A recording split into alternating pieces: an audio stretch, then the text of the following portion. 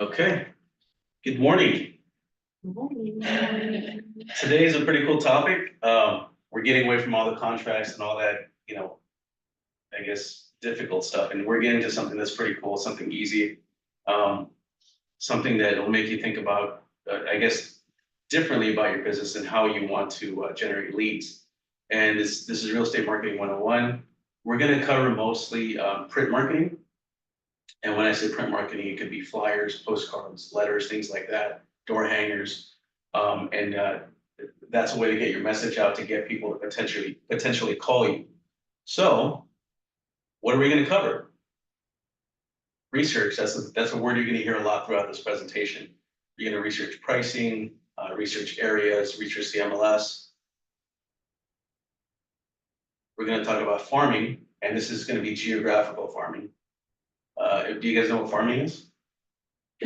And how they coined that term? So farmers drop little seeds, right, to grow their crops. So the seeds are the flyers, and the crops is the business or the leads that you're going to get from it, right? I always think that's cool. It's a cool term. So with farming, we're going to talk about budgeting. So you have to have a budget, right, before you figure out how big your farm is going to be and all that. We're going to talk about print marketing. We're going to shortly talk about email or digital marketing, social media marketing, and paid leads. So there's different ways you can spend your money to market yourself. First, I want to talk about building your confidence, right? So most of you are new agents, and when you're new, you're kind of timid when it comes to talking to people about real estate or about what you do, because they're going to ask you questions, right?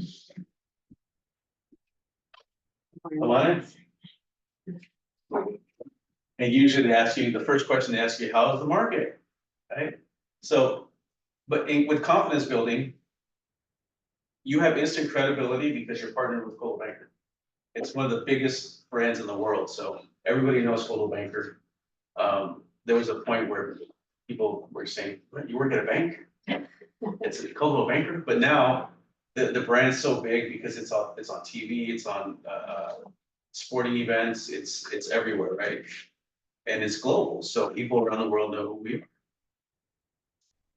And you have the tools that you need. You have the great tools and resources at your fingertips between Coldwell Banker tools and the tools offered by California Association of Realtors and the MLS and all that. You have a lot of tools that you can use, not to mention the third-party tools that are available. And I'm going to discuss one of them here. But Coldwell Banker, huge name, all the tools that you need. Some of them are free, most of them are included, they're free. Like I said, the third-party ones you might have to pay for, but still, there's so many tools out there that'll help you build your confidence. And the support, you have knowledgeable support here in the office. You can come to Richard, John, or myself, ask us questions about anything. Maybe you're talking to a family member like Sonia. Sonia called me a few times or emailed me with a few questions about she's working with a potential seller. And she wanted to know, hey, how do I approach this or whatever, we talked about it. And she got her first listing. Yeah, congratulations. Thank you. Yeah. Thanks for your help. You're welcome.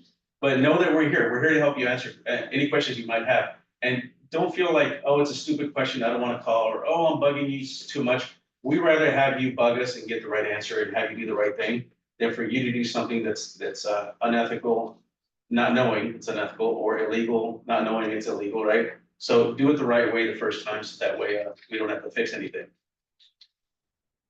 And also you have peers. You have approximately 100 or more realtors in the office, not all in at the same time, but that you can contact and ask questions, pick their brains, right? If I was new, I would look for one of these top agents and invite them to lunch, ask them to lunch and say, hey, I'd like to take you out to lunch and pick your brain. Because who's going to say no to a free lunch? They might not be available that day or the next day, but hey, how about next Wednesday? I'd like to take you to a nice lunch, pick your brain, and then you can ask them, hey, what do you do that brings you success, or what things have you tried, and what worked for you, what didn't work for you, and how did you go about doing that, right? And everybody here is very helpful. I've been at another office. I was in another office before I was here. Before I came here, I was there for 10 years, and nice people, great people, but anybody that knew they came in, they looked at them as competition. So whenever they asked any questions, they'd like, oh, I'm busy. I don't want to help you. Like, they didn't say it, but I'm not gonna help you. You're my competition. Why would I help you? Right? And here, we don't have that. Everybody's willing to answer your questions and help. They want everybody here to succeed. And also, something to help build confidence is become an expert. And selling a bunch of homes doesn't necessarily make you an expert, because I can guarantee that there's some people that have sold tons of homes that still are not experts in contracts, or experts in negotiations, or experts. But there's different ways of becoming an expert. If you're gonna market a particular area, you can be an expert in knowing that area, knowing the different models, the floor plans. Oh, the model A or plan A is a 3-bedroom, 2.5 bath, 1,800 square foot home, and it's 2 stories, and it's, there's only 50 of them in the whole neighborhood. And know what the HOA is, the name of the HOA, and the HOA amenities, what schools are in the area. So you can be an expert in that fashion, right? Or be an expert in keeping track of all the recent sales, keeping up to date with, hey, what's on the market?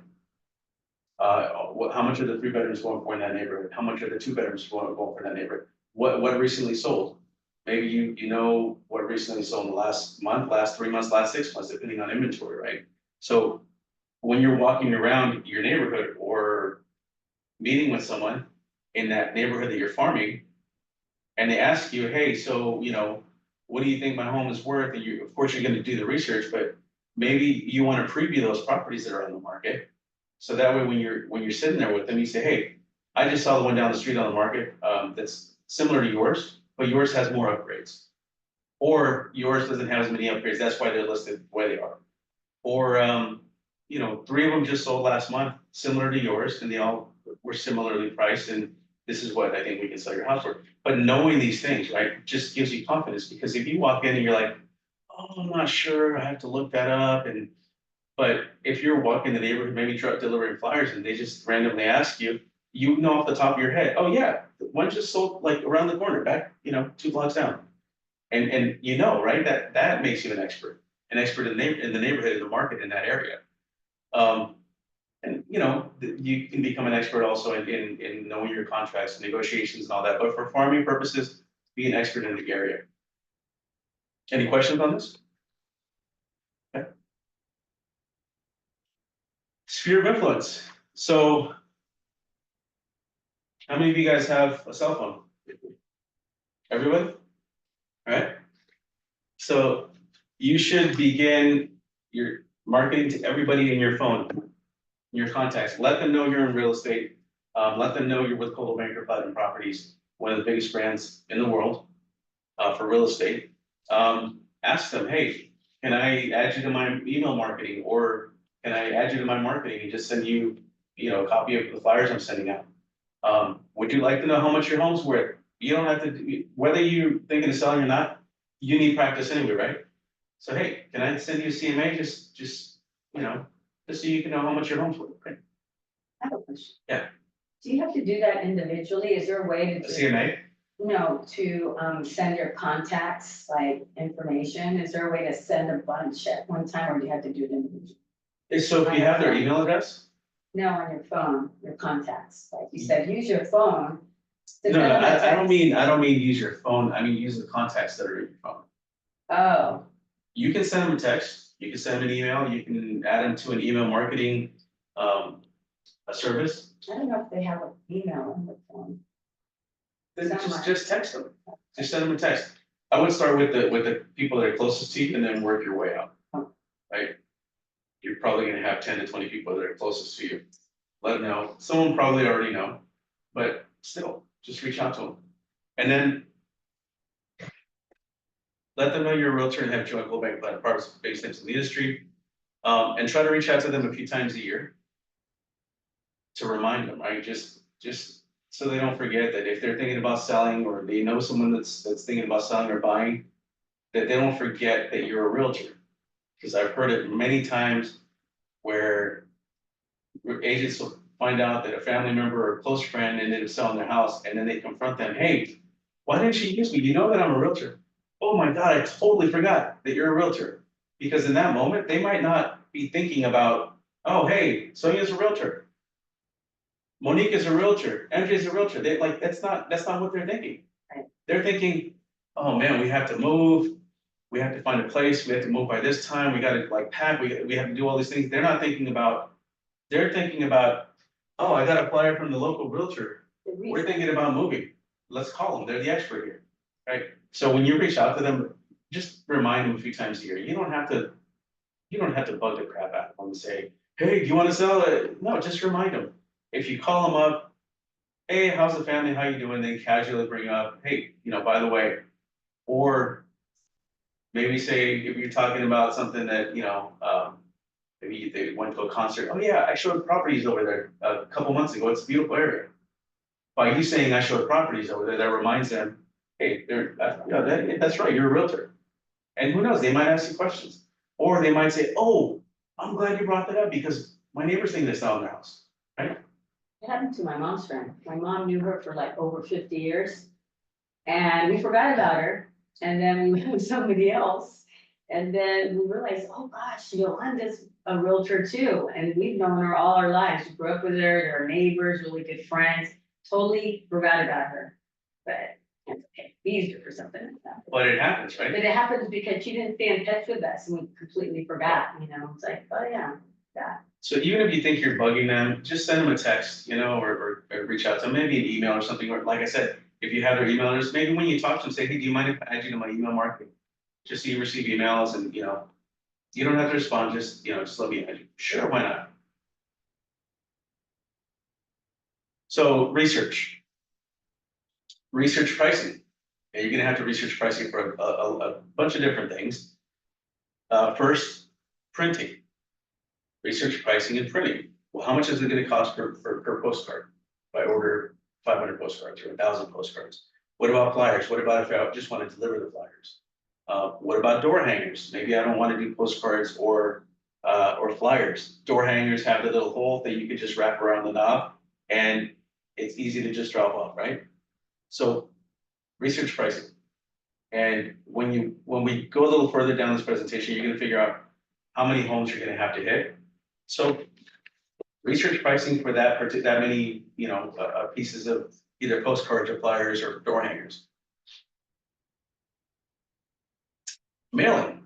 If you're gonna walk your farm or walk your area, you probably don't need to research the mailing, but maybe you do want to research to say, how much would it cost me extra to have them deliver instead of me dropping them off? Because maybe you're not able to drop it off 1 month or something and you want to just mail them out because you're not gonna be available. You can do that. And there's a few different methods of mailing. There's EDDM, which is every door direct mail. This is to the post office. And what this is when the mail carrier delivers your mail, they're delivering any mail that's coming addressed to you, but they also have a stack of flyers off to the side. So once they grab whatever mail's gonna be delivered to you, they grab a flyer, they put everything in your mailbox. They go to the next house, they grab whatever mail that goes to that house, they grab a flyer, they put it in the mailbox. So that's what every door direct mail means. But the direct is you have to designate a specific zip code. And within every zip code, there could be 5 to 20 different carrier routes or more, who knows, no specific number. But when you order the every door direct mail delivery method, you're gonna have to specify to the post office or to the printing company that's doing it for you, handling it for you, which carrier routes you're gonna want these delivered to. And a carrier route could have 50 homes in that route. It could have 300 homes, 500 homes in that particular route. And it's gonna cover certain streets. So let's say there's a tool when you go to the USPS website, USPS.com website, and if you type in a zip code, it'll show you on the map that area, and if you click on a street, it'll show you what route that is, what route number that is, and what streets it covers. And it tells you on the right how many homes it covers. So that way, you can plan accordingly, right? If you pick a specific area, and I'll show you guys at the end, remind me at the end to show you guys, what that looks like. And that costs, I think, about 19 or 20 cents for the delivery of the flyer, per flyer. So you go to the post office with your flyers and hand it to them? Yeah, but there's a certain way that you have to do it. I'll just email our printing company that we send it to. They print them and they take it to the post office. They do all that for you, right? But if you were to take it yourself, they want you to make bundles of 100 wrapped with a rubber band. And then there's like a cover page that you have to put on top of it, that you have to write in the carrier route number. And this is bundle 1 of 4. And then on the next one, you're gonna say bundle 2 of 4, bundle 3 of 4, bundle 4 of 4, with the same cover sheet on everything, right? So, and then you take it to the post office, and then you have to go, you wait in line and all that stuff. But if you send it to the printing company, they'll do that for you. That's. Yeah, right. So, and then there's bulk mail. So back to EDDM. EDDM is delivered to that particular house, whether there's a renter, a tenant, or the owner. So anybody in that house is gonna receive that flyer. So if you wanna work with investors, if you're hitting rentals, you're not gonna get to the owner of the house, who's the investor, right? Now, let's go to bulk mail. The next method of delivery is bulk mail. Bulk mail is also through the post office. And you're gonna have to provide, when you send your flyer or postcard to the printing company, they can print addresses on the postcard. But you're also gonna need a bulk mail permit number, which the printing company already has one, so they'll print it on there. You have this, no additional charge to you. But you do need to provide a list of addresses, and you can get a list of addresses for that neighborhood that you're gonna farm from the title company. And once you have your flyer designed and your list of recipients, you're gonna send both of those things to the printing company. They're gonna print your postcards with the addresses on postcard. And the cool thing is, you're sending it to their mailing address. So if there's 500 people in your farm area, and let's say 200 of them are rentals, you're sending it directly to wherever the owners live, not to that particular property, right? So it's the people that make the decision. Am I gonna sell? Do I wanna rent? Do I need an agent to lease the property for me because the lease is coming up to an end? So then the price for that, I believe, is like 36 cents to mail, 36 to 40 cents a piece to mail. And that's the main difference, right? It's going directly to the homeowner. And if you have 500 addresses, it's gonna send it to those exact 500 addresses. Where with EDDM, you have to figure out which carrier routes to select to cover your whole farm area. You might have to select 5 different carrier routes to fill your whole farm area. But bulk mail goes direct. And then first class mail. So first class mail is just putting a stamp on it. So you can print your postcards, put labels of addresses on the postcards and stamp it with the stamp and just drop it in the mailbox. And you guys know how that works. But going back to mailing, you're gonna have to figure out what it's gonna cost you to mail in whatever method you select for the amount of homes you're gonna deliver to. Next, research social media. How much is it gonna cost you to boost an ad, to do target marketing for a specific zip code on Facebook, Instagram, TikTok? Those are like the main vehicles of social media for real estate marketing. Paid leads, you have Zillow, Trulia, and Realtor.com, where instead of spending money on printing and mailing and social media, maybe you don't want to do any of that. Maybe you just want to have leads come directly to you. So you're gonna contact Zillow, Trulia, or Realtor.com and say, hey, I want to pay you to send me buyers. And all of the buyers might not work out. But I know companies like Zillow, they have a particular rep that works with you and teaches you how to work their leads and how to follow up and what to say and everything. So some agents are successful with it, And some of them have a hard time with it and they just end up, because I know Zillow, and maybe all of these do. You have to sign a minimum of, I wanna say 6-month contract with them. So if it's gonna cost you $500 a month or more, you have to commit to a 6-month contract. I don't know if that's changed, but you're stuck for 6 months. If you don't know what you're doing and maybe the leads aren't working for you, just know that. But again, research this stuff. But if you had one sale. Yeah.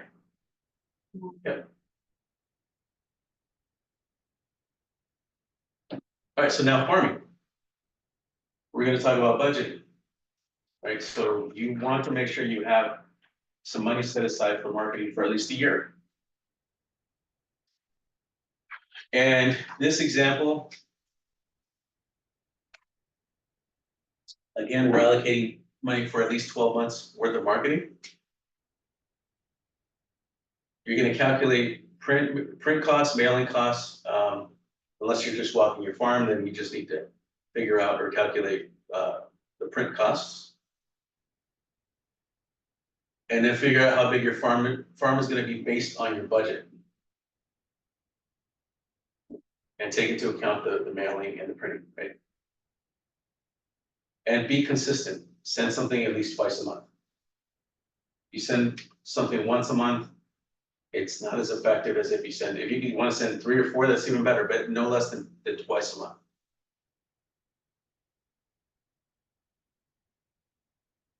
Okay, here's example number 1. Let's say, Monique, you wanna walk your farm. Your budget is $12,000 for the year.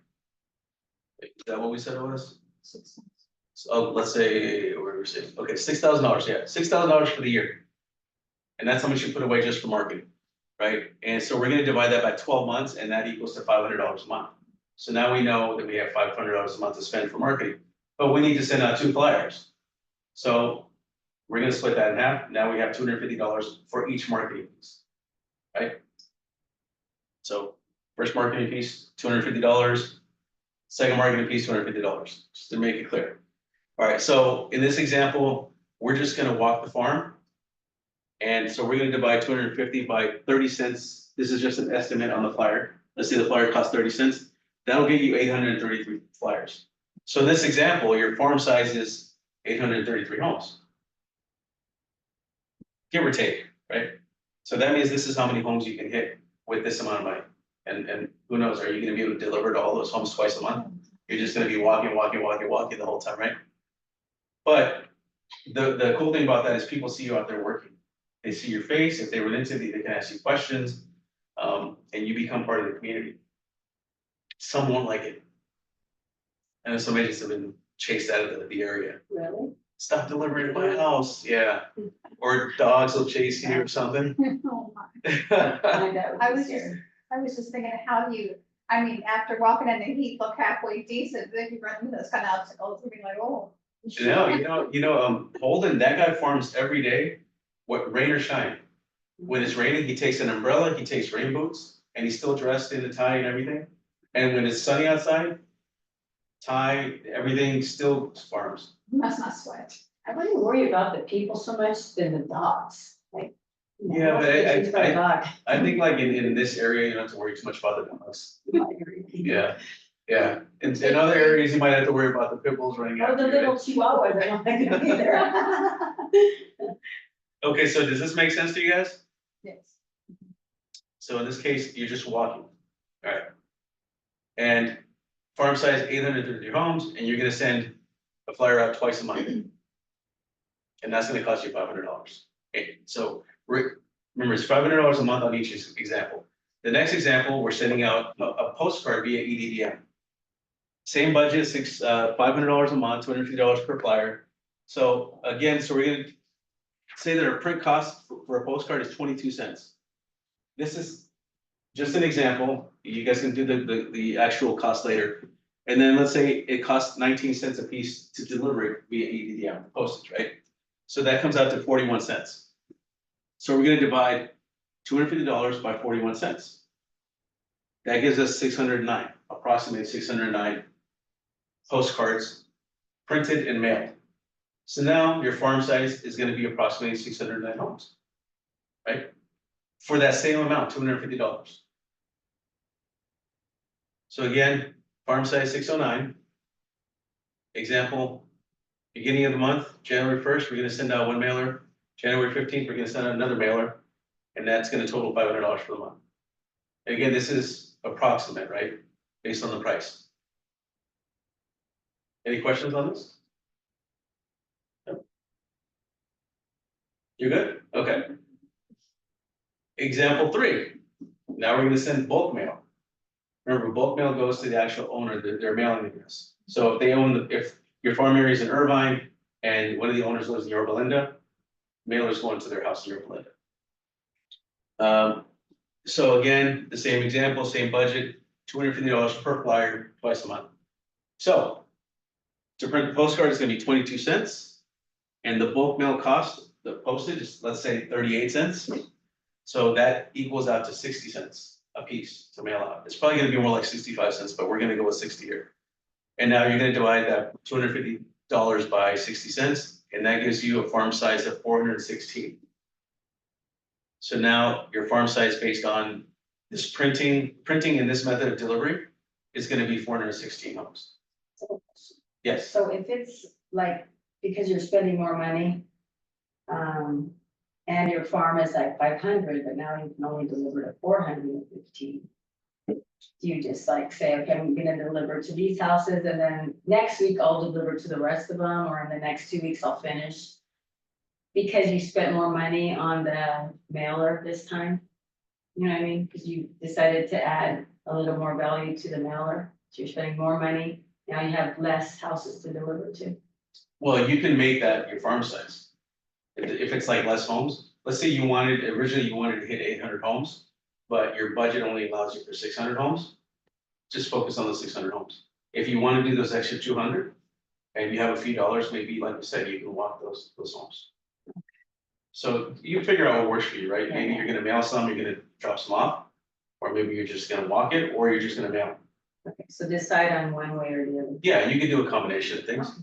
And so again, this example with the same $250 per piece, is gonna be 416 homes in my farm in this particular example. And again, it equals out to $500 a month. So I just showed you 3 different ways with the same budget, but different results as far as the farm size. Any questions? Anybody at home, any questions? Nope, okay. So now, selecting a farm, how do I select a farm? Now that you figured out your budget, your farm size, how big your farm's gonna be, and what it's gonna cost you and everything.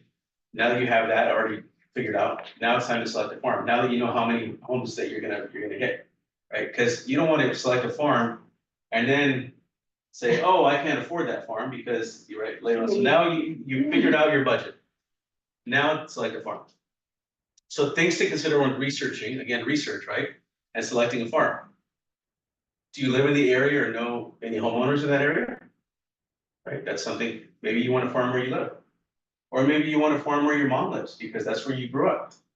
And everybody knows you, right? So research the market share among other agents. So if there's a certain area that you like, let's say there's 3 areas that you're considering.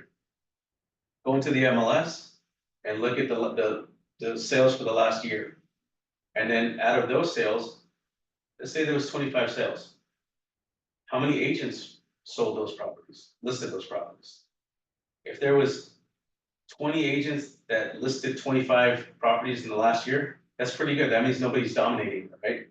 But if you have one agent that sold 15 of them or listed 15 of them, and then the rest is just like random agents, then you know that agent's the dominant agent there. And then you want to ask yourself, do I want to farm against this person that's established here? Right? And what kind of reputation does that person have here? This might not be a good idea to farm against someone that's big like that.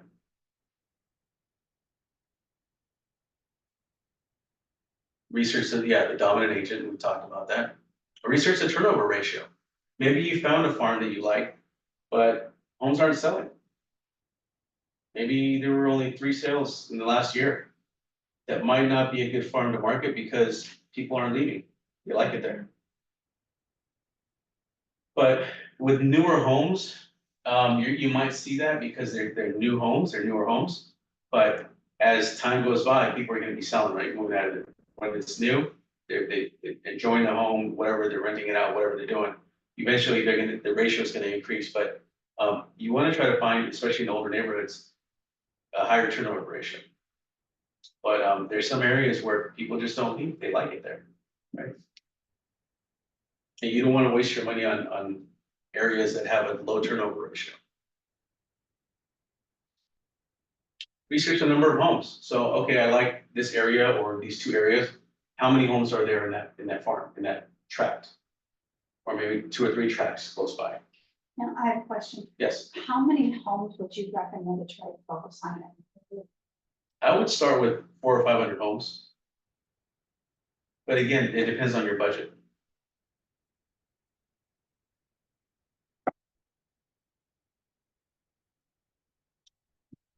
Another thing you want to research is home, owner occupied versus absentees. Is this area, an area where it's mostly homeowners that live in the property? Okay, cool. Now you know that it's like a family or owner occupied neighborhood. Or is it half rentals, half owners?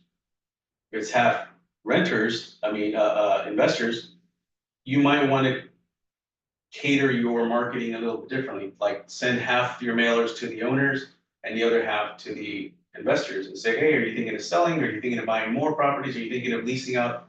Is the lease coming up? Whatever it is, you're gonna market differently towards each, segment of that. So that's something good to know. You have to know your audience, right? Title companies are a great source for identifying potential farm and can provide turnover ratios. So if you contact a title company like say Mary with Lawyers Title, and you say, hey Mary, I'm interested in this neighborhood here. Can you give me a snapshot of this neighborhood?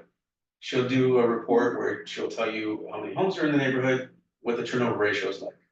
So, you don't have to do the work on it. Now, how much do we have to pay the person? Because it's. Nothing. They'll just do it for you. They help you in hopes that you're gonna use their services when you have an escrow, you have a transaction, accepted. Yes, Is there, a way you can find out if someone that lives in a home isn't the actual owner? Like, can you get an address so you know that's not a potential? you can look that up on the tax records on Realist, on the MLS. If you look up the address, it'll tell you who the owner is. But you can't get a list, like say, this is your farm and 500 homes are in the farm, but 50 of them are leasing. You can't get those. Do you Yeah, remember? I'm coming up here. Okay, So you're gonna get an Excel spreadsheet, for doing mail merging. So like I said earlier, if you select a farm, you can contact Mary and say, can you send me a farm list of this area? You could say, you can either carve out streets, say it's between this street, this street, this street, and this street. That's my area, give you all the information, right, all the farm list for that. Or can you give me the farm list for this tract, and this tract? And break it up that way if you want to do that. And she'll send you an Excel spreadsheet that you can use to send to the printing company for your records to know who the owners are for each property. And within that spreadsheet, it'll show you, the farm list shows you the site, the property address in the neighborhood, but also the mailing address. Okay, but it always shows you the owner's name. And then if you look at the site address versus the mailing address, if they're different, it's a rental, right? Or most likely it's gonna be a rental. But if it's the same address on both columns, then you know that they live in the property. And that's something you can ask for, and I think that's coming up here. You can ask her just for a list of the non-owner occupied. Because you just wanna work with investors and say, Eric, can you send me a list of non-owner occupied for this farm area?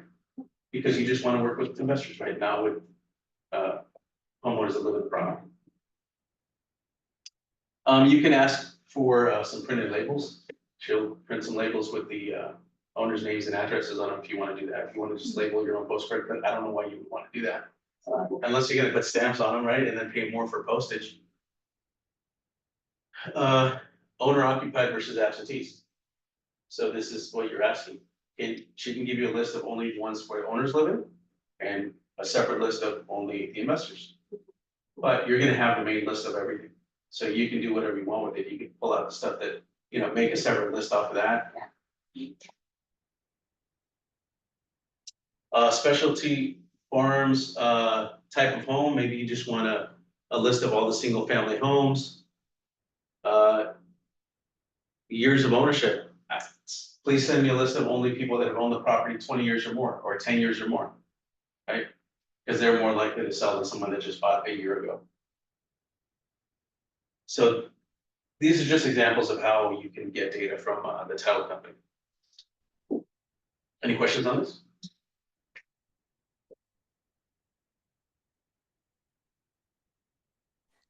Yes, Carlos, I have questions. Yes. So, and which one, the research, which one is we focus on the market, like the owner occupied or investor or the turnover rate high, low? So, this is my questions. Which one we support to focus the market? Whoever you want to focus on. If you want to work with investors, you're gonna market to investors. If you want to work with the homeowners that live in the property in case, like maybe their kids are out of the house and they want to downsize, or maybe they have kids now and they want a bigger home, you're focusing on the homeowners themselves. So it's up to you who you want to market to. Okay, how about here? Is there the dominant agent? So if they have dominant agent, so we can now do market, or we still can do market? Oh, you can, but do you want to waste your money knowing that that person is going to probably get all the listings? Right? Like if, let's say you're going against, I don't know, let's say Mike Dunn in Northwood Point. He dominates that area, right? He gets mostly all the listings there. And Yes. he farms, he sends out marketing pieces all the time. And everybody knows who he is. He donates money to the high schools. He donates money to, all the sports, little league sports around there. And everybody knows who he is. Right? So knowing that he gets all the listings there, are you gonna want to go and start farming in that neighborhood? Knowing that everybody knows him and everybody likes him and he spends a lot of money and he's involved in the community, are you gonna go spend your money? I don't want to say waste, invest your money in that? I got you. Thank you so much. Okay. It's up to you. Some people will do it. Some people want to say, hey, they need a choice. Because maybe the person's rude or the person's a jerk. But that's the only option there for that neighborhood because that's who markets there. And if they have that reputation and you're a really nice person and very personable, you come in and now they have an option and maybe they will work with you, right? Okay, got you. Thank you. Yep. Thank you for asking. All right, so know the market, the trends, and the community in your farm area. Right, so if you're gonna farm a particular area, you need to know what's sold. Let me see if that comes up here. Know the recent sales, like I talked about earlier. You wanna know what's sold, what's active, what's pending, and again, you wanna preview the properties. When you schedule a showing, you don't always have to have a client with you for them to be allowed into the property. You have a MLS e-key. You can schedule a showing. All you have to do is let the agent know, however their showing instructions read, whatever the instructions are. If they say text agent, okay, hey, I'd like to show your property on this date, this time. They'll say, okay, sure, go ahead and show. They're not gonna say, do you have a client to show it to? No, go ahead. Go ahead and show it. Know the active listings, and again, preview the listings. I just talked about that. Know the tract, the floor plan models in that tract. Like I mentioned earlier today, know that the 3-bedroom is 1,800 square feet. Know that the 4-bedroom is 2,300 square feet. So and know the layout of it, right? There's another a slide coming up here where I talk about where you can access that information. But it makes you look. It's impressive when somebody calls you and they say, oh yeah, I'm thinking about selling my house. It's the 4-bedroom, 2.5 bath, and you ask them, oh, is yours the 4-bedroom version that has the master bedroom in the back left corner? Or is it, oh yeah, that's mine, how did you know? It's like, because I'm the expert, I know these things, right? But that's because you know all the different models and you either previewed them or you downloaded the floor plans for the whole neighborhood. Research the community information, like what are the HOA amenities, right? You're gonna be an expert in that farm, you have to know how many parks are in that tract, how many pools are in that tract, how many spas, is there tennis courts, are there basketball courts, are there tot lots? You know, what are the amenities? And how much, what are the HOA fees? Is there one HOA or are there two HOAs? Right, and how much is it per month? And schools, if you're farming a particular area, you should definitely know what schools that area belongs to. What's the elementary school, middle school, high school? And are there options? Are there private schools, charter schools, anything like that, right? So yeah, this is the public school, these are the public schools for the area, but also there's these private schools. If, you know, buyers want to come in and, hey, you're looking for a private school, yeah, there's 2 of them in the area, right? So the more you know, again, the better it makes you look. And so InsideTrack.com is a website that you have to pay for it. It's a subscription, but you can log in and download all the floor plans, the tract map, the area map, and then like a summary of how many homes are in the tract, and then a summary of all the different floor plans. But you can also download a copy of each floor plan, the way it's laid out, right? Just like that. So now you know, That's like, excellent. yeah, it's pretty cool. And then it's not gonna cost you much because if you're farming a particular area, you're just gonna need one download to download everything for this particular tract. So you don't have to like keep paying for this service. You just pay for whatever you're gonna download and that's it, right?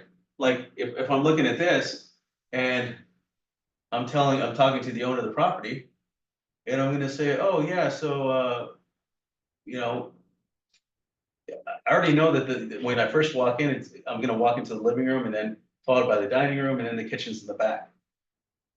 Right? Because I know the floor plan. Or because I previewed another property similar to theirs.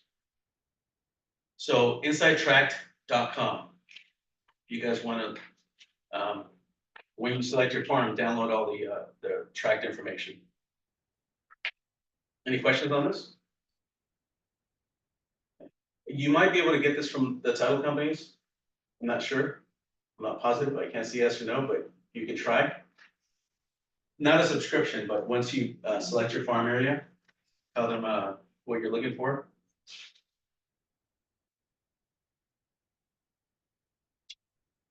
All right.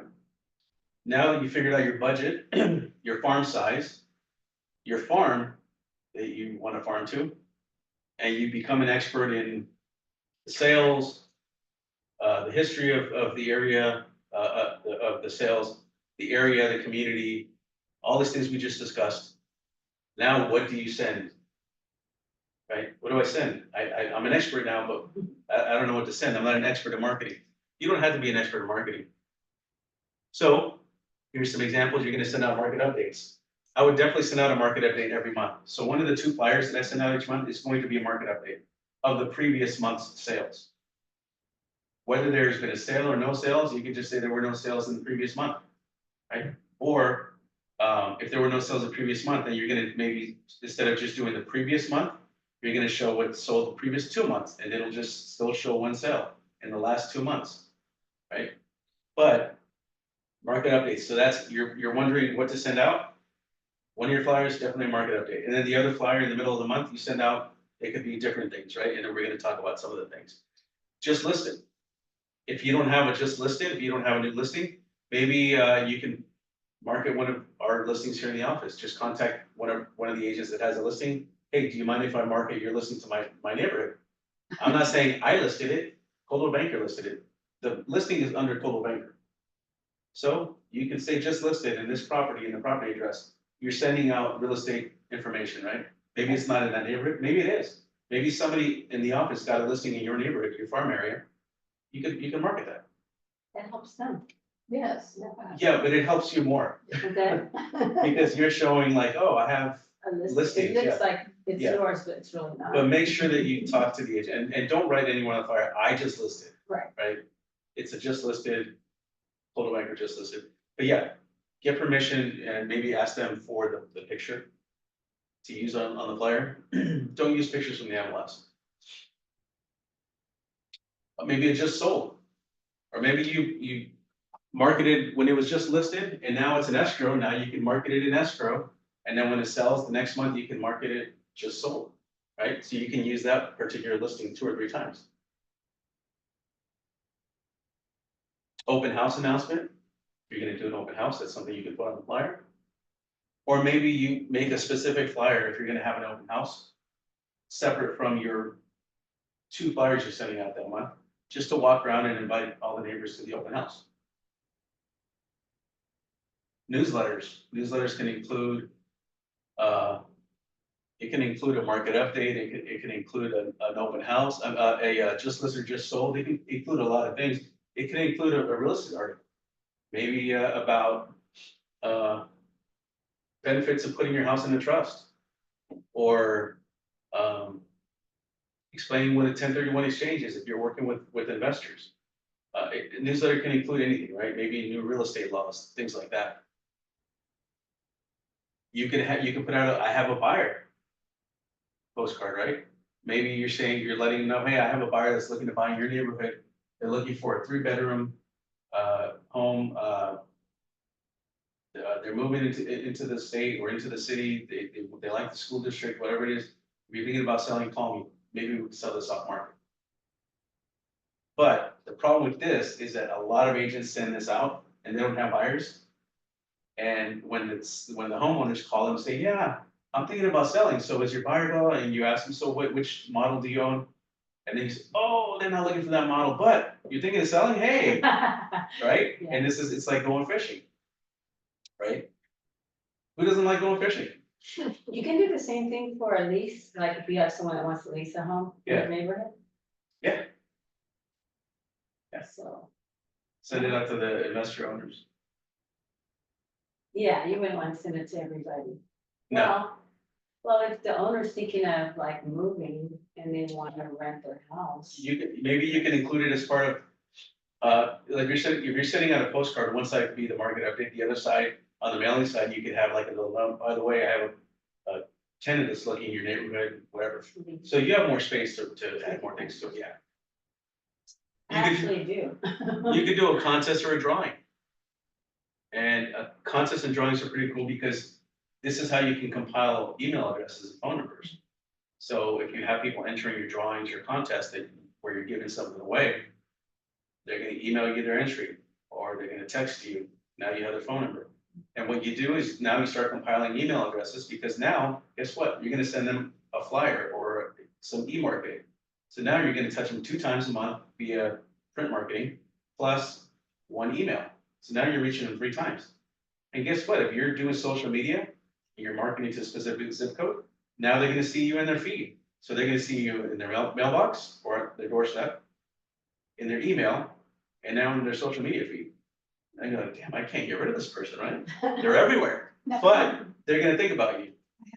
Yes, Okay, contents or drawing, that would be if you have like a 10 by 10 space, let's say like a local festival or something, you have. no, so what you can do is you can send out on the flyer, say, enter to win a free Starbucks card, or a gift card to, so, examples. Some of our agents do like a $100 gift card for Thanksgiving dinner to Ralph's or something. And people enter that, right? Before people give out turkeys. We're giving out 3 turkeys, enter to win, 20-pound turkeys, 30-pound turkeys, whatever they are. For Christmas, $100 gift card for Christmas shopping, But do they have to provide something to you for their entry. their? They're info? gonna email you? Yeah. Yeah, they're gonna email you, say, hey, enter me into the contest. I have their email. Yeah, so you're saying on the flyer, you're saying, email me with your property address, your name, property address, and of course, they're emailing you, right? So now you can put an email address to that property address. So now you're Add gonna, it to your list of contacts. but now you're gonna add them to your email marketing. Right. So now you're hitting them again. You have to tell them, but we're gonna add you to our email marketing. No, because they're providing their email to you. Yeah. They can always opt out. Does that answer your question? Yes. that's- Okay. Yes. Yeah, and and you'll specify in there, drawing will be held on this date, and then winners will be notified the following day or something, right? And then that day, you put a bunch of names in a bowl or something, walk around and have somebody pick a name out, that way you're not being biased, and then, hey, this is the winner, okay, you notify the winner. And then what Holden does is he has his contest winners come pick up the prize here in the office, and he takes a picture handing the gift card to the homeowner. And then he puts that on the next flyer. Congratulations to the winner of the contest, and then the neighbors know that person. Oh, I've seen that person. Oh, cool, they won, right? So now it's real. It's not just like, oh, they're just saying they're gonna Yeah. give something away, but they're not. So yeah, so that's something you can market. Holiday greetings. So along with your market update or whatever flyer you're gonna send out, you can also say, hey, Merry Christmas. Hope you and your family have a great Christmas or Happy New Year, whatever it is. So this is something, it doesn't always have to just be business. On one side, you could just have a greeting. A self-promoting flyer means, hey, look at me, I'm great. I'm wonderful. I'm the best agent in the world. Contact me if you're thinking of selling, if you're thinking of buying, if you're thinking of leasing out your property, if you're thinking of renting a property, if you're thinking of investing in a property. Let them know all the services that you provide, right? Because you don't want to pigeonhole yourself into, I only work with sellers. And then now if they want to invest in property, they're not going to call you, oh, she doesn't work with sellers, because I read her flyer and it doesn't say anything about working with investors, right? She only works with sellers. The example I like to give is there was an agent that was here before that he was dominant in a particular neighborhood. And one of his best friends lived in that neighborhood too. And his best friend listed with somebody else. And this guy farmed all the time. And he approached him, he's like, hey man, are you mad at me? He's like, no, why? Why did you say that? Why didn't you ask me to help you sell your house? Because it was a short sale situation. He's like, I didn't know if you work with short sales. It's not on your flyers. And you work with short sales. And he's like, oh my God. So now after that, he started putting buyers, sellers, investors, short sales not foreclosures. I think maybe he had foreclosures, I'm not sure, but short sales for sure. But he missed out because, and this was a really close friend, but because he didn't mention that he worked with short sales. And that was around the time when short sales were big, right? Who knows, that might be coming pretty soon too, who knows? But list all the services that you provide, self-promoting flyer, right? Community information, maybe you want to send out, MJ just did a directory for the area that she's farming, and I don't know if there's a directory bullet point in here, but that's an example of community information. It could be like, here's the numbers to the HOA, here's the number to the local police department, poison control, the local fire department, things like that, schools, whatever it is, right? Hospital. So it's important numbers. And guess what? That flyer is probably not going to go in the trash can. That's probably going to be magneted onto the fridge, right? Hung up on the fridge. So sometimes you're going to give them something they're going to keep. By the way, that has your information on the flyer too. So when they're looking for phone numbers for whatever they're looking for on their fridge, they're going to see your face on there. That's another reason you want to do stuff like that. Offer something of value. So on your flyer, say, hey, are you wondering how much your home is worth? Give me a call. I'll do a free CMA. I'll give you a free market evaluation of your property. No obligation. You can give them a net sheet. Hey, have you been thinking of selling, but you're not sure how much you're getting net at closing? Give me a call. I'll give you a free net sheet, an estimate, right, of how much you're going to net at closing after all your fees. Some people don't know. And if you're offering something like that for free, hey, why not? Offer a class. Maybe you get together with a trust attorney and you invite the whole neighborhood, your farm area, and say, hey, I have a trust attorney come into my office, they're gonna give a class on the benefits of putting your home in a trust versus just owning it as an individual. And maybe the trust attorney will do it for free because they might have some potential clients in these residents. And then you're providing something of value to them. And then they might want to have you list their home at some point because, hey, this person did something good for me, right? They educated me, they helped me out. Maybe you can host a neighborhood garage sale. And this is something that you can put on your flyers. Hey, we're having a garage sale on this date. Anybody that wants to participate, reach out to me. So forth. Personal greeting cards. Another thing you can do is after you meet somebody, if you're farming the area, walk in the neighborhood.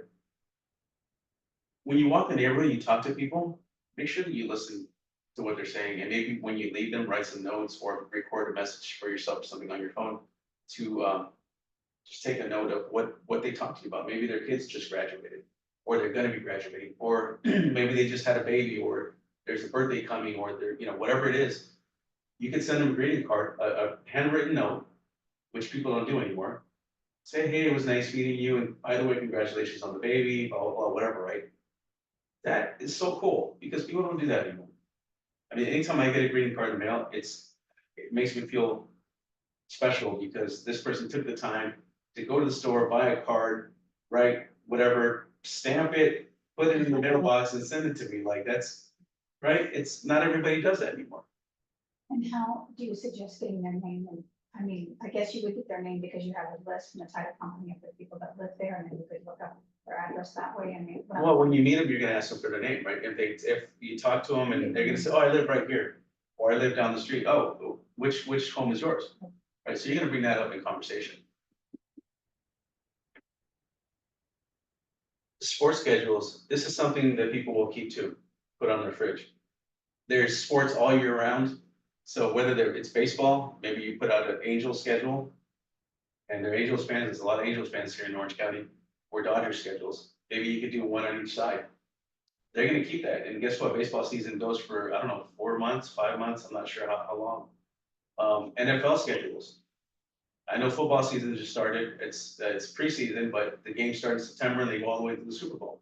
People are gonna keep those schedules.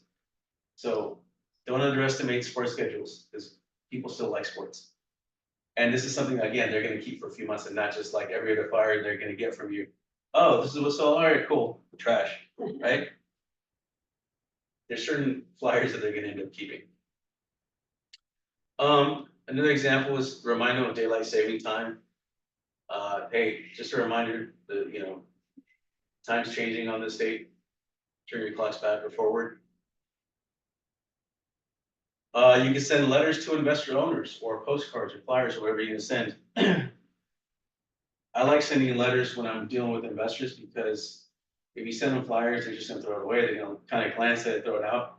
But when someone receives a letter, especially like investors, they want to know what it is. They're gonna open the envelope, unfold the letter, and then read it, and okay, it catches their attention more than just a flyer that's just gonna be tossed. So when I deal with investors, I like sending letters to them. But this is gonna be something you're gonna have to print, fold them, put them in the envelopes, address them, put a stamp on them, things like that, right? So this is a whole different process for this. Any questions on this? But see how there's different things you could send out? There's like a lot of ideas here. Good ideas. And there's probably a lot of other things that are not on here, but this is just kind of get you thinking, right? On what you can send out. Did you guys at home take a snapshot of the slide here? Hopefully you did. I'll leave it up for a little bit longer so you guys can take a picture of it.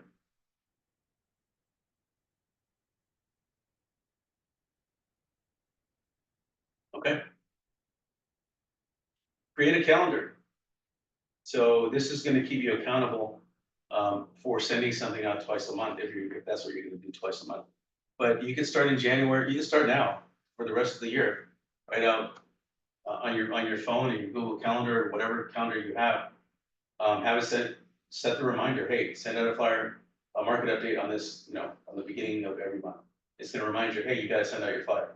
Oh, damn, I forgot. I gotta get to it. Set it up, right? And then for the middle of the month, hey, you gotta send out a flyer. Send something. I don't care what you send something, right? And then you figure it out. But you wanna have a calendar so that way you know, just keep you accountable. You lose track of these things after a while.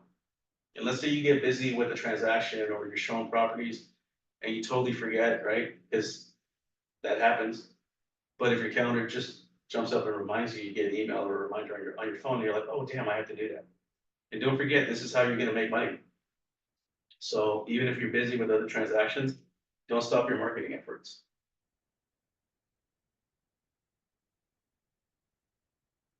Wait, going back to this, the calendar here.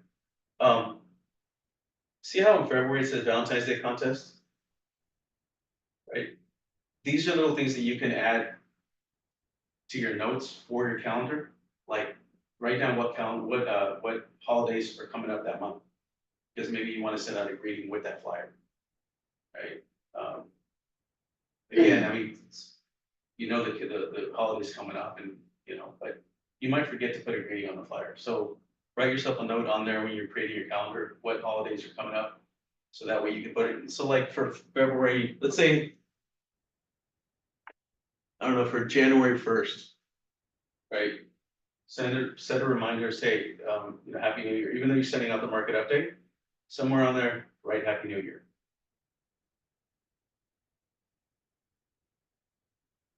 Here's an example, it just listed or just sold. The left one's a postcard, the right one's a flyer, full-size flyer. So the one on the left was mailed and the one on the right was hand delivered.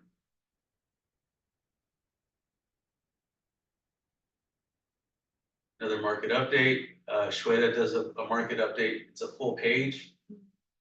And there's a lot of homes there, I think it's a big area that she covers. And then here's one of Holden's market updates. What he does is he adds properties that he's got listed, sold, or in escrow. But then in the middle section, he adds what the market update is, like this was for March 2022. That's what's sold that month in College Park. And then the other side's the mailing side, he adds whatever little message, and then the rest of it is for postage.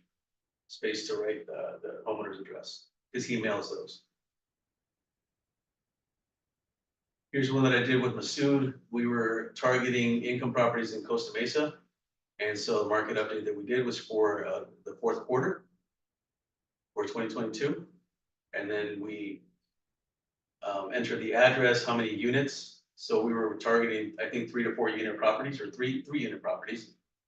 And shows you what they sold for, what date they sold, so forth. And then the other, the image on the right is the mailing side.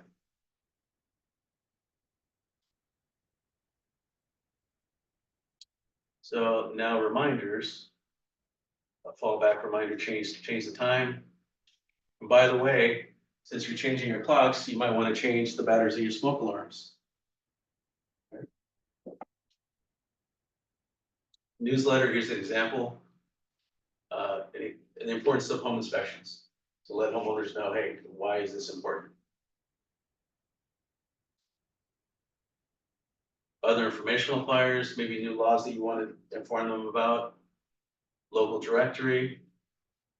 Floor plan information. Services you provide. Mortgage rates. Maybe like mortgage history rates. Hey, look, this is where we were last year and this is how it's changed over the last few months. Another flyer, vesting descriptions. This is title has this flyer. Just showing them different ways they can hold title to a home. Contest or garage sales. So here's an example of Holden's garage sale that he's doing. And so he mentions the date and when the garage sale is, October 12th from 7 to 1. And then right underneath that, it shows sign up by this date. And people are emailing him. They're not mailing this in, but this is just, in case they want to mail it in. And then his Valentine's Day contest. Oh, Mom. This is an older one.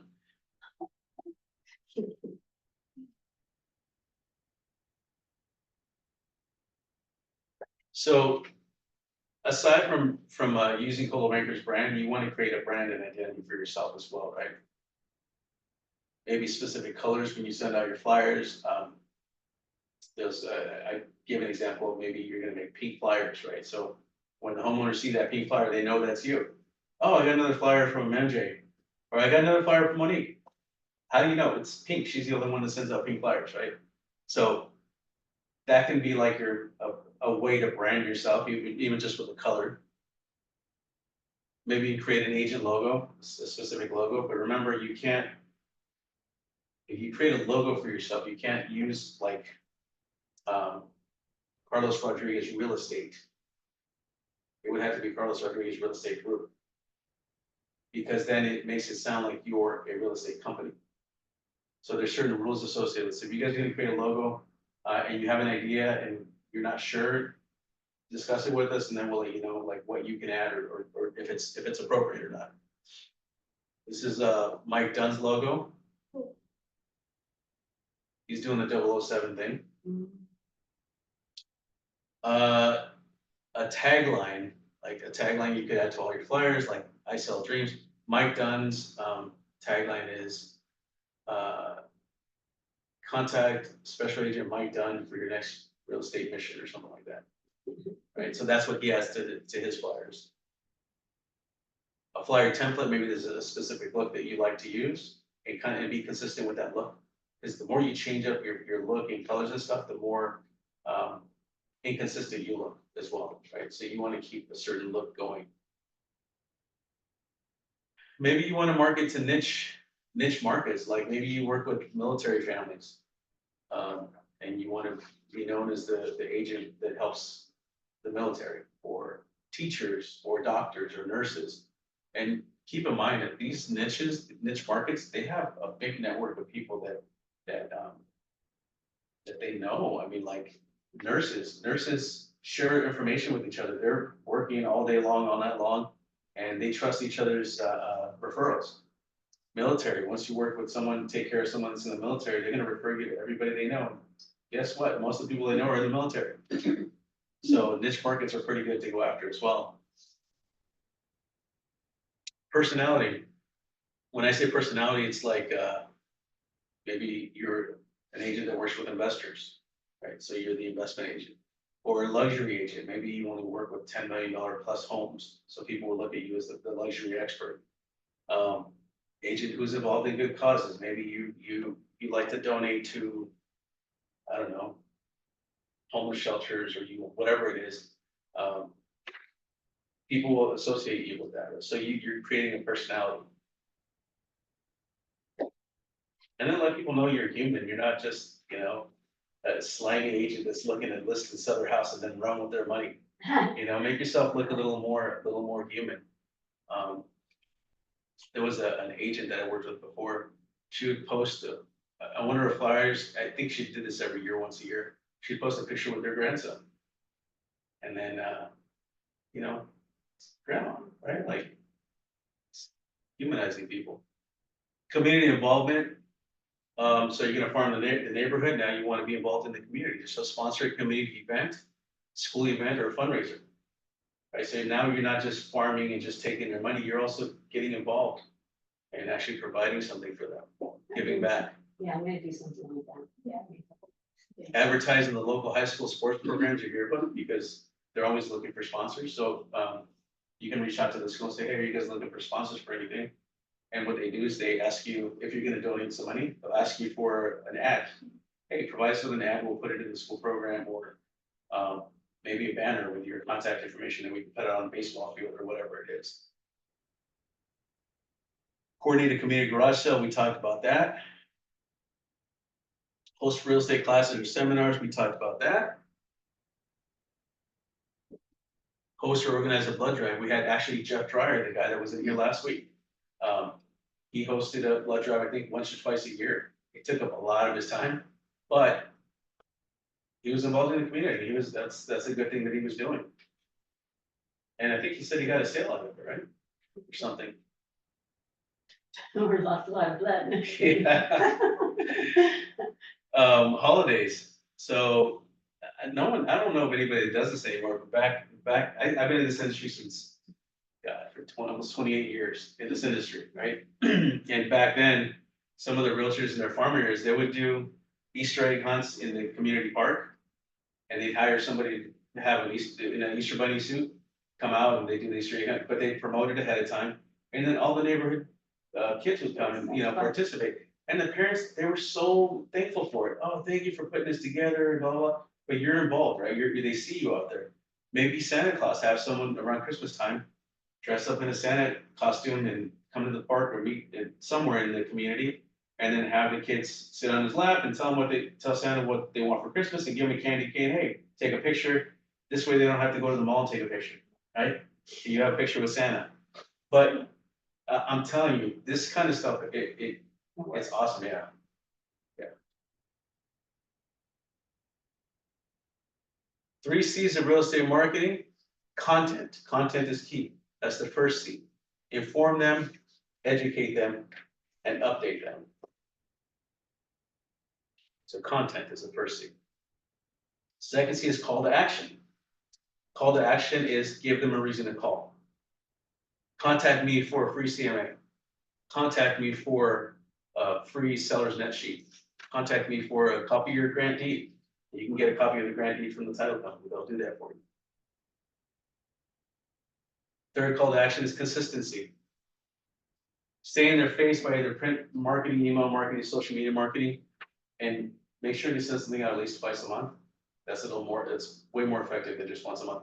And then try to be in their social media feed, right? So when you're posting things, you can boost the ad just for a couple bucks. And it'll show up on people's feeds in a specific zip code. Any questions on this? This is very important. I was just gonna say, so it works, like I get a lot of like boost your, your email, or not your email, like your post. Yeah. And I never click on it because I'm afraid, so it's just a few dollars, I mean, how much is it usually, what's the average? You could set what you want to spend. And when you put a dollar amount, you'll say for how many days. So if you put, let's say $20, it'll use that money to spread out for as many days as you want to post it, right? So let's say you say, I have $20 that I want to spend on boosting this ad. Mhm. And you could choose, I want to use it all in one day, or I want that to last me 10 days. Oh, And then based on what you select, it'll spread it out evenly amongst those 10 days. And people will see it. So you'll get impressions, which means people will see it. You'll get maybe people clicking on it, maybe people liking it or whatever it is, but that money's, and it'll tell you how many people it'll hit each day. Depending on like this, if you pick one day, it'll tell you, if you spend $20 in one day, this is how many people it's gonna reach. Yeah. If you use the $20 for 10 days, this is how many people will reach daily and total. that's kind of cool. Yeah, so you could even say $2 or $5. And it's a one-time thing that you're paying. And you can spread it out to 1 day or 10 days, whatever you wanna do. So does it reach just like your Facebook friends, or will they reach out to other people? Well, it'll ask you, who you're trying to reach, and you Okay. could say, enter a zip code or a city. And then it'll do like, maybe a 10-mile radius around that city. That's cool. So there's different ways of doing it. You can talk to Cecilia to show you how to do that. Okay. And again, don't be scared, Yeah. because ultimately at the end, you have to say buy or submit or whatever after you pick everything. So you can go through the steps just to see what it is. Yeah. And then, it's gonna ask you for credit card information. It doesn't have it, right? Not yet. So Yeah. so don't be scared. Okay. Yeah. So email marketing. We have Moxie Engage and Moxie Impress that you could do email marketing with. In My CV Desk, we have Prospect Square. You could do MailChimp, you could do Constant Contact. There's different platforms that you can send out email marketing. The ones that we have already have preset emails you can send out. There's some, if you use MailChimp or Constant Contact, you can create your own emails, maybe just upload the flyer that you just sent out. Upload a picture of that and then send it out. You can send out a monthly newsletter. Just listed your sold, open house announcements. E-card for birthdays, holidays, special occasions. What's happening this month, maybe a list of events going on in Orange County or in the city or the community. Interest rates or market updates. Seasonal safety tips. Moxie and Press and, Moxie Engage and Prospect Square, uh, what drip campaigns, and I think we're gonna cover that next slide. But those drip campaigns consist of, working with the buyer, and it'll send out information to a buyer, what a buyer would be looking at. Or if you're working with the seller, you can select the seller, and I'll go to the next, yeah. It will talk about, send them emails about what to expect, when they're selling their home and so forth. There's drip campaigns on, home security tips, energy saving tips, seasonal campaigns, so it'll send out holiday emails. And what a drip campaign is, for those that don't know what a drip campaign is, let's say there's a set of 10 to 20 emails that are already pre-done. And it'll schedule first one to go out this date, the next one to go out 10 days later, the next one to go out on January 1st, the next one to go out a specific day. That's what a drip campaign is. When you set it up, you add the context you want to send it to, and it just goes. It'll send it out whenever it's scheduled to send out. And you don't have to worry about it. You set it and forget it. There was times where I, get emails from people saying, "Oh, hey, happy 4th of July to you too." And I'm like, I didn't email you. What? And then I'm like, "Whoa, the system sent it." I'm getting that too. Yeah. Oh, replying on something, it's like, I didn't send anything recently, but I Yeah. did. I scheduled it. Yeah. See? I'm like, what? Moxie Engage, with Moxie Engage, you can send out seller or buyer campaigns, like I mentioned. It'll send out seller information. It'll probably be a campaign of, 10 to 15 different emails, or a buyer campaign. And in between those campaigns, it'll remind you, maybe the third touch in that campaign of 10 is you have to reach out to this person. So then it reminds you, hey, reach out to this person, see where they're at in their journey or whatever, right? So then you reach out to the buyer, say, hey, just reaching out, do you have any questions, blah, blah, blah, the process, whatever. Or for the seller, hey, so far, do you have any questions, whatever. So it's not always just emails, it's also touch points that they include in that. Social media, we're not gonna cover social media, we're gonna have a class, social media marketing. I gotta see if we can have it next week with Cecilia, otherwise the week after. But with, we talk about the website, with Cold Banker, you get a free agent website. So make sure you take advantage of that. Make sure you add content to your bio or profile on your website. So don't just leave it blank. You want to let people know who you are, about you, maybe your experience, just something about you, If you just leave it blank, they're going to go to your website, they're going to click on the about me, and it's just going to be blank. It's just going to be a picture. And be like, oh, there's nothing about this person. Okay. You want to get a personal domain name. So like, what did you end up getting, Ronnie, for your domain name? Home before home. Homebeforehome.com. Right? Mine is sellnoc.com. So all you're doing is you're purchasing that name, that .com, and then you're forwarding it to your Cold Banker website that you have through us. And that domain name is going to cost you $12 to $20 a year just for that name.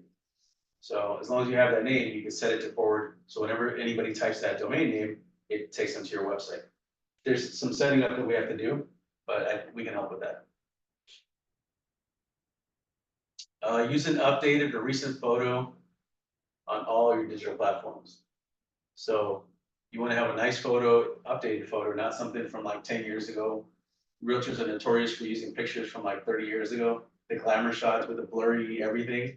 So make sure that when you use a picture, it's a picture that when you meet your clients in person, then I can be like, who are you? That's not who I was talking to. It's not the person on the website. So make sure that you at least look somewhat like the picture on the website and all your platforms, right? A video profile adds another dimension to your website. So when you have a video profile, it doesn't just show, pictures show one thing, right? And someone can make an impression of you based on that picture. The example I give is Ted. He was the office manager here before, and he was a retired cop, and he's from Chicago, and he's just got this stern look on his face. And like I used to say, like, God, if I saw that guy's picture, I think that guy's an asshole. like, yeah, looks like, just like a tough guy, I'm like, I don't wanna talk to that guy. But then you click on play on his video, it's like, hi, I'm Ted, you know, whatever, I've been in the industry for this many years. Something about, you know, in today's market, there's so many contracts to navigate through, I'm gonna help you navigate through that, whatever it was, right?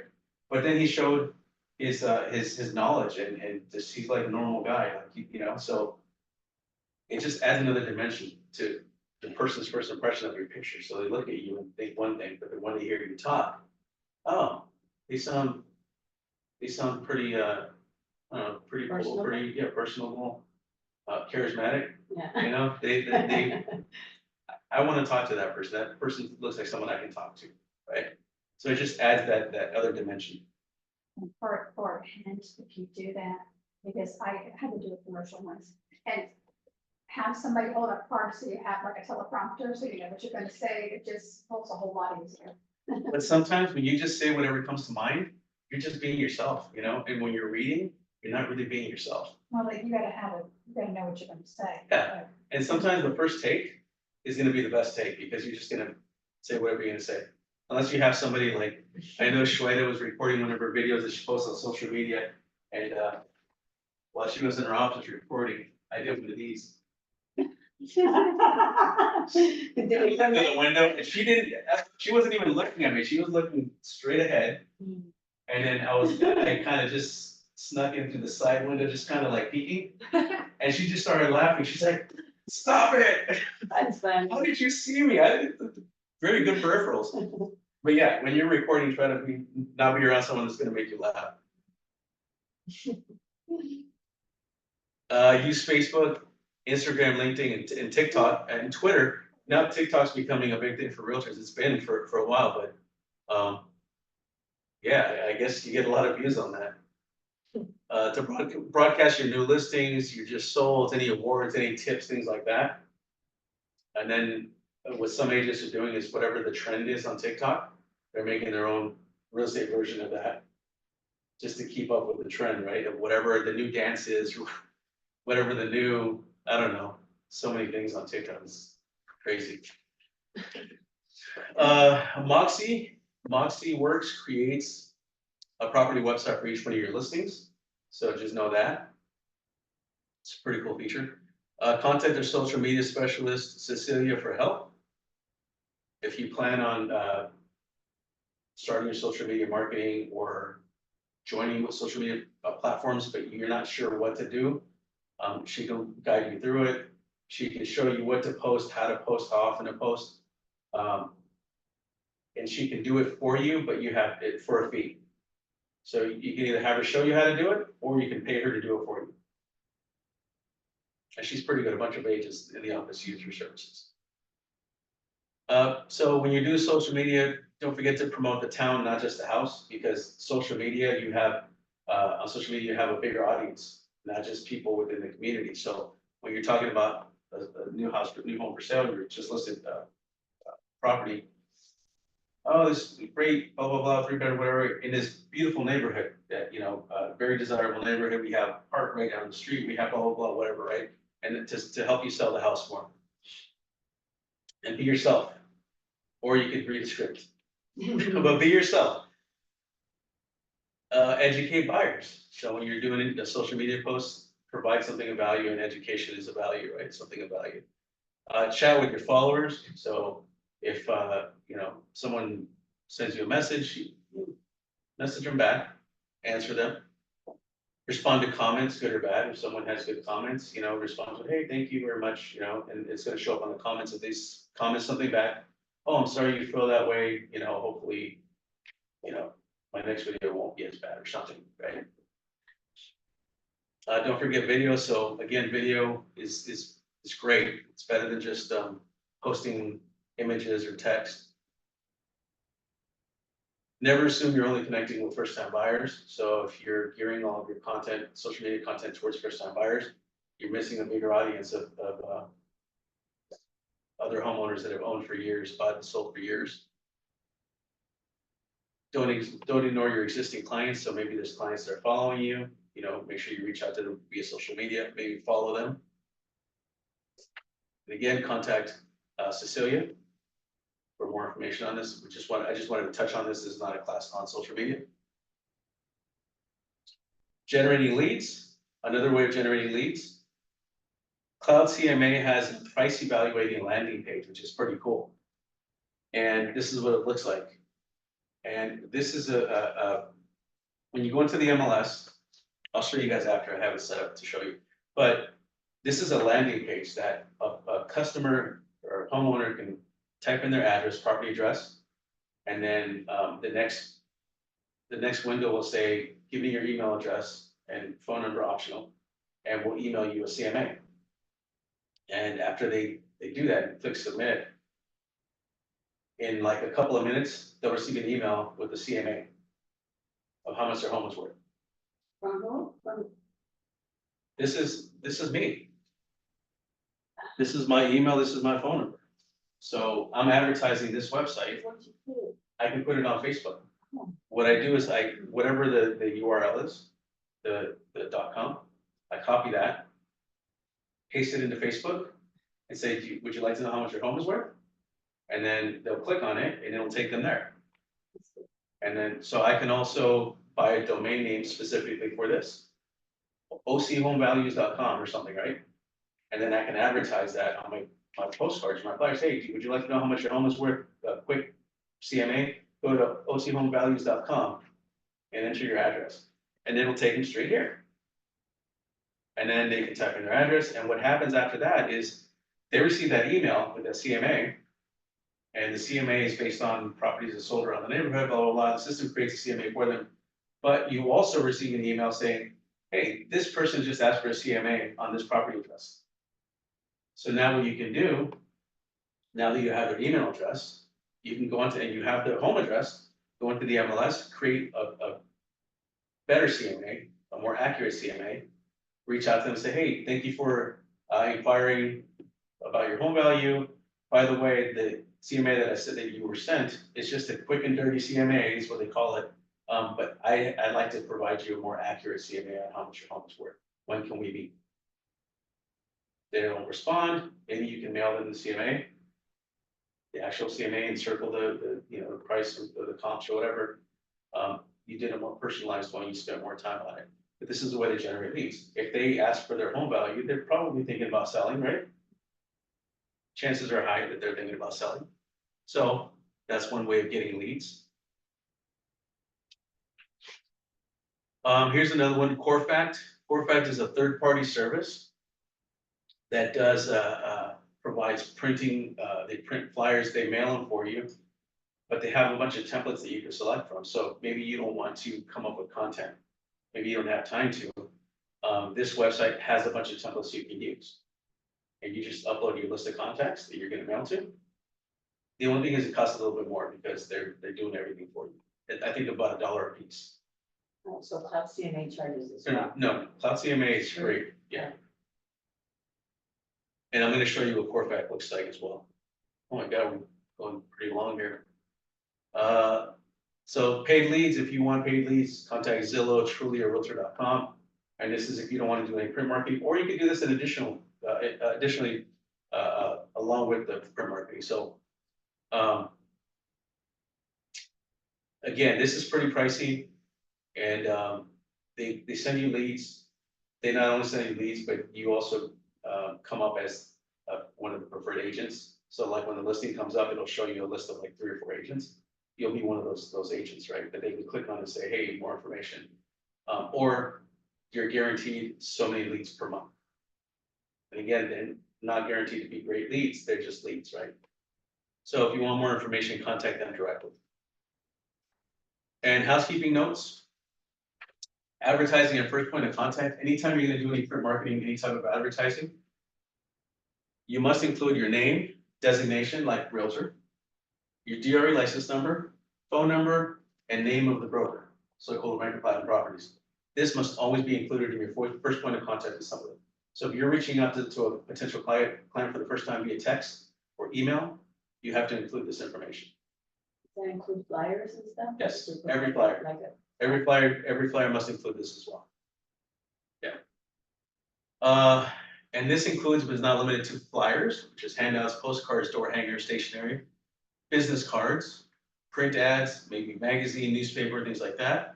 Social media ads, so anything on social media should include this information. Electronic media, which includes anything on the internet, websites, text messages, telephone calls, emails, television, radio, cinema, streaming, video, audio. Hold on, let me move this from down here because it's in the way. And billboards and signs, like a for sale sign, a for lease sign, an open house sign, things like that. They must all include that information. If you have money for a billboard, you must be doing pretty well. Any questions on this? And I think the last, a couple last things here. Disclaimers, if you're going to send out a market update, you must include this disclaimer. And you can reach out to me, I'll send it to you. And the disclaimer is gonna say, based on information from California Regional Multiple Listing Service, Inc. as of, from this date to this date. So this market update is from July 1st through July 31st, 2024, right? If you're gonna do the previous month, and you have to update that every month as well. All data, including measurements and calculations of areas obtained from various sources and has not been and will not be verified by broker or MLS. All information should be independently reviewed and verified for accuracy. Properties may or may not have been listed by the office agent representing the information. So this covers you saying, just because I'm providing you the information doesn't mean I'm the listing agent. Maybe I was, maybe I wasn't, but I'm not saying that I was. All right, so this covers you. The listing broker's offer of compensation is made only to participants. And actually, this I'm sure is going to change because they're not offering compensation anymore. So I'm going to see if there's an updated version of this. Yeah. So that last line is probably going to be gone now because there's no offer of compensation anymore. I'm glad that I saw this because I got to update those disclaimers. Any questions? Okay, this must be on all market updates. And then no less than 7-point type. Okay, and then finally, dress for success, right? So the example I always like to give is, we had an agent here that she was farming an area for 2 years and she didn't get any calls. She never got any calls. 2 years, she would walk the farm. So I asked her, I said, so is there a dominant agent there? Yeah. What does she look? It's a he, she, it's a she. What does she look like? How does she, you seen her? How does she dress? Oh, she dresses like, like she's working like a business lady, and just kind of boring. And I know that this woman, she dressed in the spandex and the baseball cap, and she wanted to be the fit agent that, I wanted to be the healthy fit agent that, she walks her farm wearing her workout gear.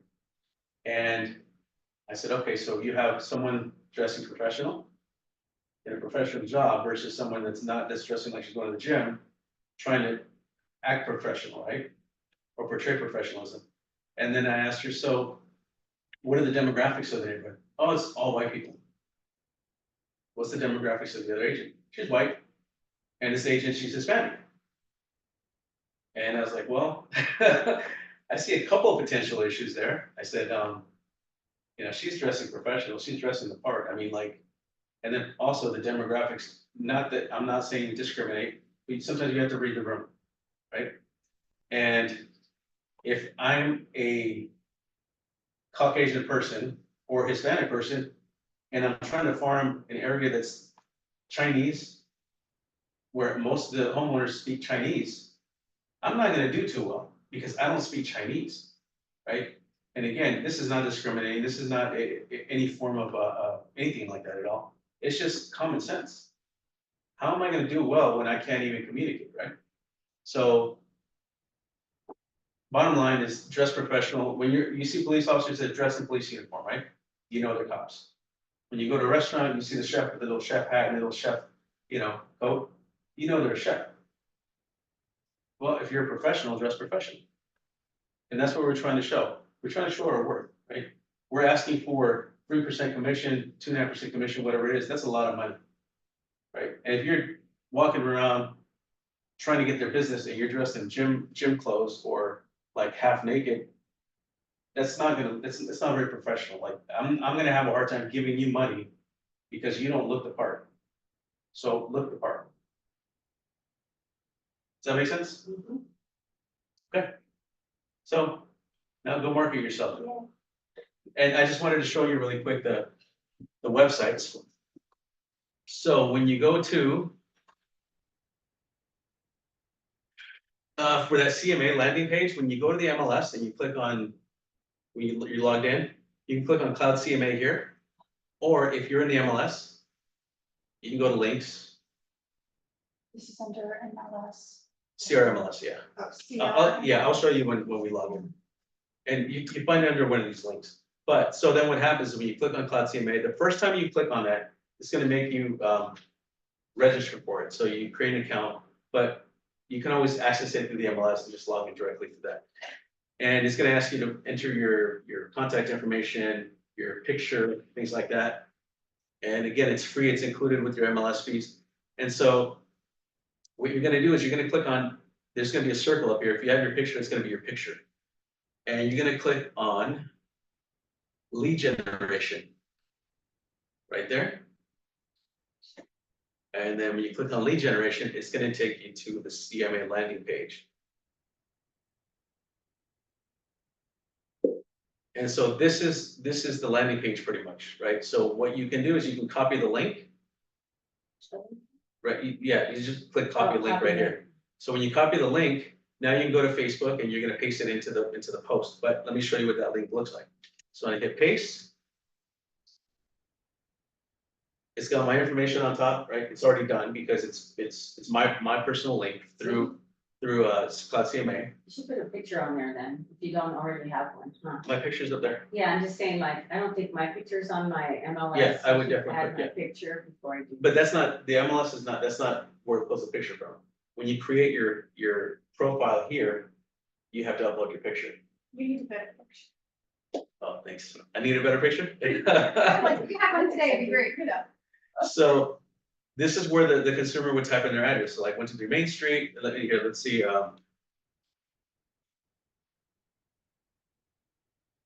So I'm the seller, potential seller. I click on search.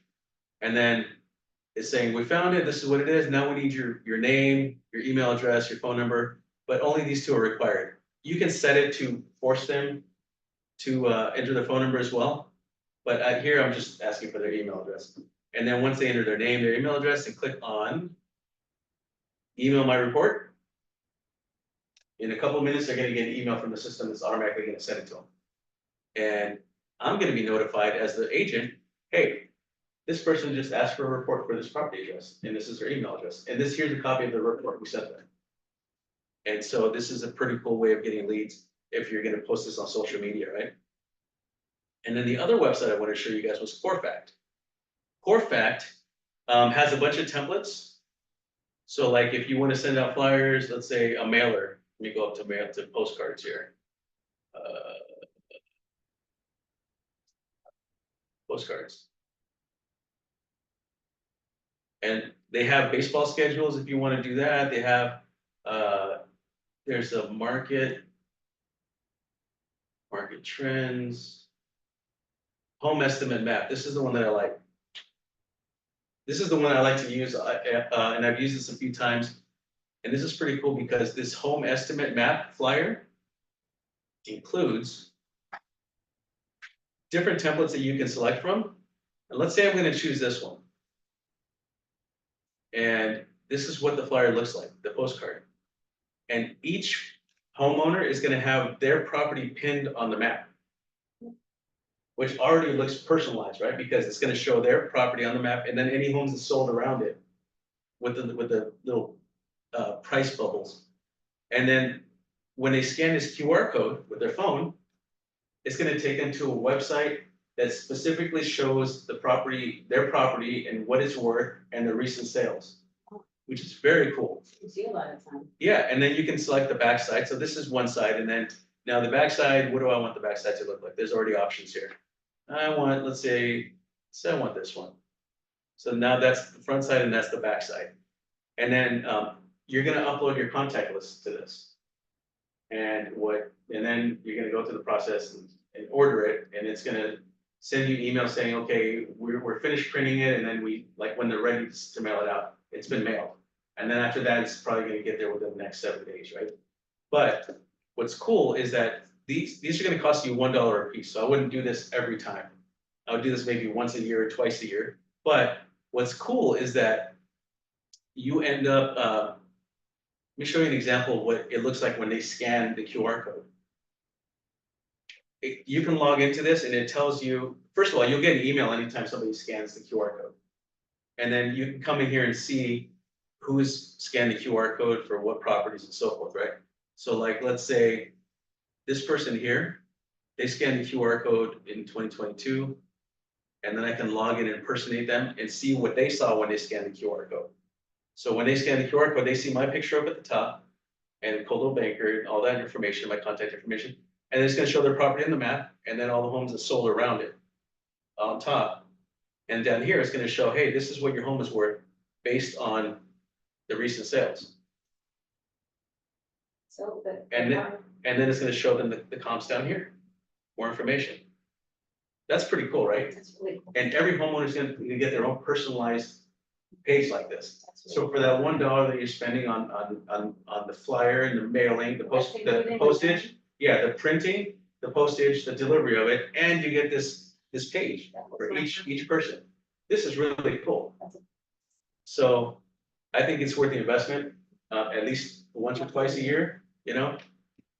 But this is the way of generating leads as well, because when they scan it, maybe they're just curious, but at least you know, hey, people are reading it, people are scanning it. But you can also reach out to them. Yeah. Anyway, I don't want to hold you guys up any longer, and this is called corefact.com. Any questions? Let's see, we have a question.